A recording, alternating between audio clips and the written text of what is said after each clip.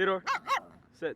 I got really drunk one day and I bought him from a townie. It was sort of just like an impulse decision, and then afterwards I was just like, wow, this is serious. I need to actually get him registered, so now I'm in the process of doing that. Henry Pham is a freshman and lives in the dorms, so the process is to certify Henry's dog Theodore as an emotional support animal. According to the National Service Animal Registry, emotional support animals, or ESAs, are a pet that has been prescribed by a doctor for an emotional or mental disability. The animal is part of the treatment and meant to bring comfort and minimize symptoms. People with depression, veterans, those with autism, PTSD, and other mental and psychiatric disorders qualify for emotional support animals. For Michaela Sturgill, it was her anxiety that begged for help. It's my first year of college, and I have a lot of siblings and a lot of pets back home, and so I was having a lot of separation anxiety and issues with just being here because I live in a single. But I didn't want to get a roommate.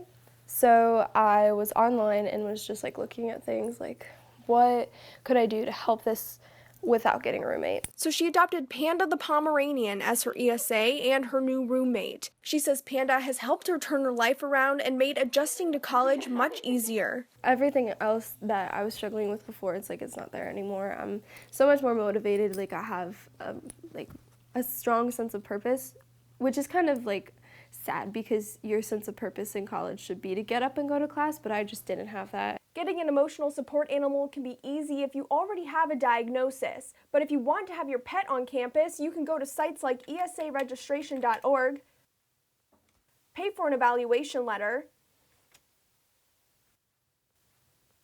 and your pet would become an emotional support animal. Otherwise, you can call your doctor and get a prescription letter. All I did was I called home back to my doctor, and they didn't say anything to me. They said, okay, we'll leave the doctor a message. So I thought they just brushed me off.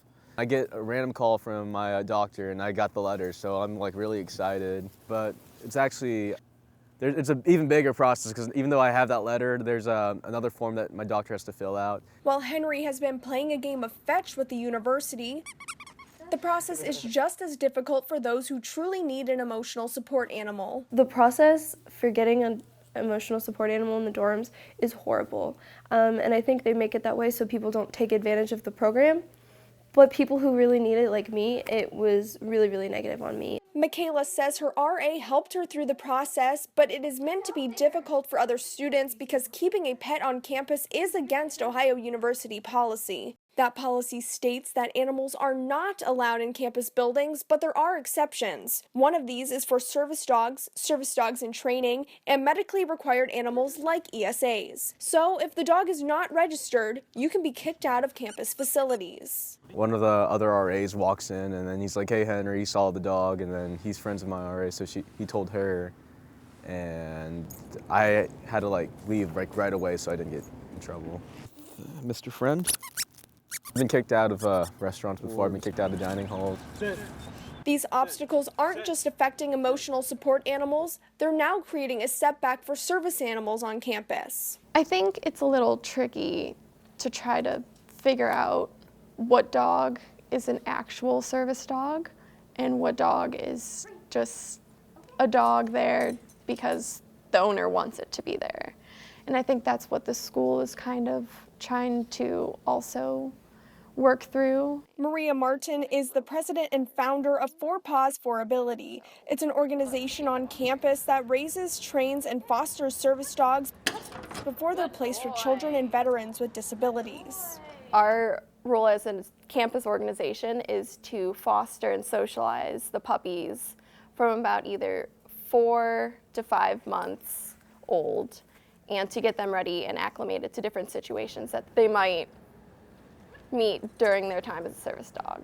We are not officially trainers. We are socializers, fosters, and volunteers.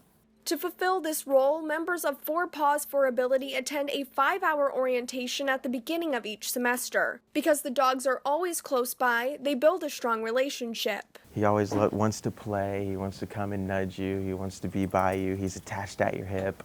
It's amazing how much he's grown on us, because at first we were like, oh, this dog's kind of annoying, but now it's like he's our puppy son, and we will do whatever we have to do to protect him. Taking the dogs wherever they go has been a challenge because of students trying to bend the rules and bring unregistered animals into campus buildings. We're trying to do something good, and then you have a couple people that just think that because, you know, we actually have a purpose that they can make up their own purpose and just try and tag along. It's like, you're not really doing anything. You're doing it for yourself. Like, we're actually trying to help someone, and you're stopping us from doing what we want to do. Like, we're not allowed to socialize our dogs in dining halls. That's one less experience that the dogs can have, you know, and that's something that they're going to miss out on.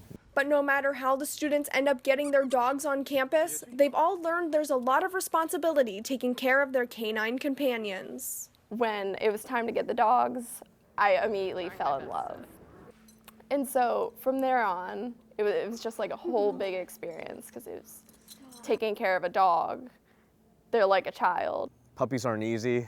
Potty training sucks. You're gonna lose a lot of wires. He's gonna chew up all your stuff, but it definitely teaches you responsibility. I think the hardest part is making time for her. Because when I got her, I was like thinking about how busy I always am, or like my friends want to go out, but I can't leave her for 4 hours. Taking care of him has been a big responsibility. It's definitely helped me mature a lot, because before I was just like, oh, I just need to take care of myself and, you know, make sure I have my responsibilities in order. So it's not just about me anymore, it's about us.